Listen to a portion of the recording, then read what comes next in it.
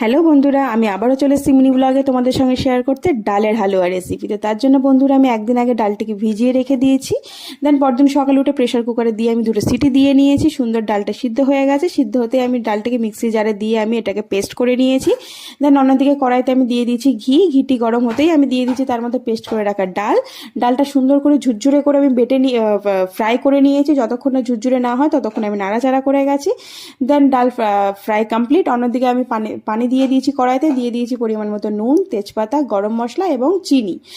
এটা ফুটতেই আমি তার উপরে দিয়ে দেবো বন্ধুরা কাজু এবং কিশমিশ কুচি কুচি করে কেটে রেখেছি, ওর মধ্যে অ্যাড করব। দেন আমি দিয়ে দেবো ডালটা বন্ধুরা দিয়ে সুন্দর করে ভালো করে নাড়িয়ে চাড়িয়ে আমি গ্যাসটা বন্ধ করে দেবো।